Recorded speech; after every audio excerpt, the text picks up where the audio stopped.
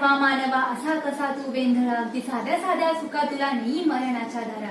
आपलं दरवाजा ठोठवत त्याचं विष आपल्या घरात पसरू पाहणाऱ्या कोरोनाचं विश्लेषण करण्यासाठी नमस्कार, मी शुभांगी नलावडे विषय मांडत आहे कोरोना आणि उद्याचा भारत. जातीवाद, भेदभाव, रूढी परंपराने त्रासलेला भारत आता कुठे समस्यांना मात करून वाटचाल करत होता, तितक्यातच त्याच्यावर कोरोनाचं संकट येऊन पसरलं. कोरोनाने जगभरासह भारतामध्येही थैमान गाजवलेलं आहे. भारतीयांची परिस्थिती काय अशी झाली आहे, उमजे ते नाचे, नाचले ते पळरूपे दिसे, असे कसे घटिका यंत्र परिभ्रमे का.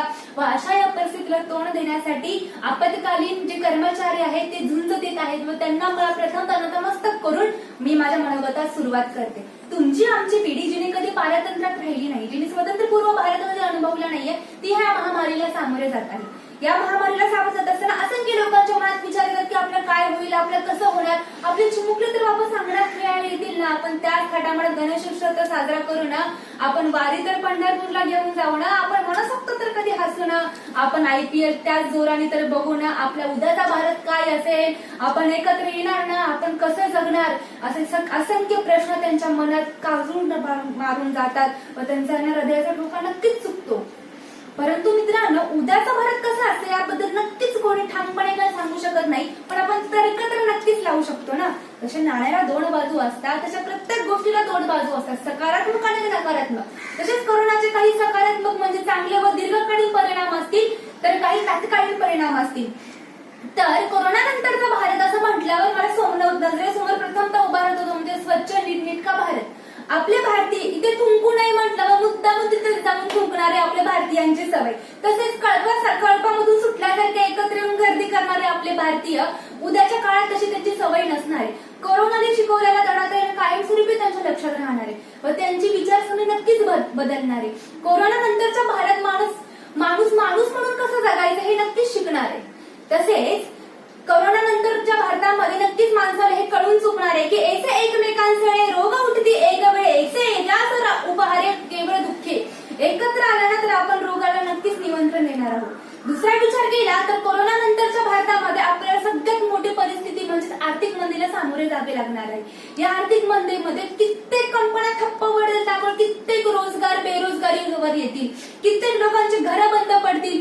अहो, एकच जिवंत उदाहरण सांगायचं म्हटल्यावर मुंबईमधील एक कंपनी बंद पडल्यामुळे कित्येक रोजगार बेरोजगार झाले आहेत. तसेच पुढच्या काळामध्ये कित्येक कंपन्या ठप्प पडतील व कित्येक रोजगारांना त्यांचा रोजगार गमवावा लागले हे सांगता येत नाही. व असं झाल्यामुळे मोठ्या संख्येने लोक दारिद्र्य रेषेखाली येतील व तसं झाल्यामुळे सामाजिक विषमता निर्माण होईल, लोकांमध्ये मानसिकता बदलेल व त्यामुळे गुन्हेगारी क्षेत्रही तितकंच मोठ्या प्रमाणात वाढेल.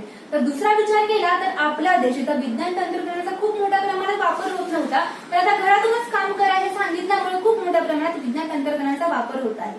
तसेच शालेय शालेय शिक्षण घेणाऱ्या विद्यार्थ्यांना घरी बसल्या तंत्रज्ञानाच्या सहाय्याने ज्ञान पुरवठा केला जात आहे. असं केल्यामुळे नक्कीच उद्याच्या भारतामध्ये विज्ञान तंत्रज्ञान व शिक्षण क्षेत्रामध्ये आपण एक पावली तर नक्कीच उंचावले असणार आहे व आपला भारत हा एक डिजिटल देश म्हणून नक्कीच उदयास येईल याची मला खात्री आहे. तर हवामानाचा विचार केल्यास आपला हा भारत, त्यामध्ये निळाभोर आकाश, उडणारे पक्षी, चमचमणारे तारे हे महानगरातील मुलांना फक्त चित्रपटामध्येच बघायला मिळायचे, ते आता उद्या नक्कीच बघायला मिळणार आहे. उद्याचा भारत प्रदूषण मुक्त असणार हे खात्री आहे माझी. तसेच असं अजून जर आपण विचार केला तर उद्याचं राजकारण कसं असणार आहे, तर ह्या संकटमय काळामध्ये कुठला नेता आपल्या भारताला किंवा आपल्या राष्ट्राला चांगल्या प्रकारे समजून घेतो, चांगला सांभाळतो, त्यावर त्याचं भवितव्य निर्माण असणार आहे. अजून आंतरराष्ट्रीय पातळीवर त्याचे ना खूप मोठे परिणाम असतील. काही राष्ट्र मित्र राष्ट्र शत्रू राष्ट्र होते तर काही शत्रू राष्ट्र मित्र राष्ट्र होते. या संकटमय काळामध्ये कोणता राष्ट्र जास्त मदत करेल यावर त्याचं भवितव्य निर्माण असणार आहे. त्यामुळे नंतरच्या काळामध्ये राजकारण तितकंच विस्कळीत झालं असणार आहे हे नक्कीच. तसंच आपण विचार केला तर वैद्यकीय क्षेत्र, नंतर जीवनावश्यक सोयी सुविधा पुरवणारे क्षेत्र, यामध्ये लोकांच्या संधी किंवा ते लोकांचं इंटरेस्ट जास्त वाढणार आहे. त्याचप्रमाणे त्यांना तितकं रोजगाराची संधी त्यांना प्राप्त होणार आहेत. अजून जर आपण दुसरा विचार केला तर सर्वात मोठा प्रश्न, आपला भारत महासत्ता तर होणार का, हा सर्वांना खूप मोठा प्रश्न पडलेला आहे. तर आज या लॉकडाऊनच्या काळामध्ये अनेक विद्यार्थी मित्रांना त्यांचे छंद जोपासण्याची सवय मिळालेली आहे, संधी मिळालेली आहे.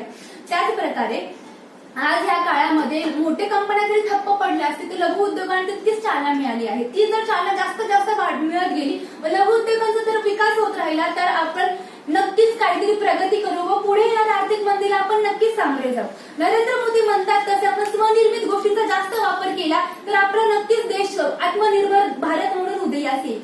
जसे की आपण टिकटॉक आपल्या मनोरंजनाचा भाग असून आपण त्यांना चायना लोकांना रोजगार प्राप्त करून देतात हे आपलं जर लक्षात आलं तर नक्कीच कुठेतरी हे चित्रीकरण वेगळं असणार आहे.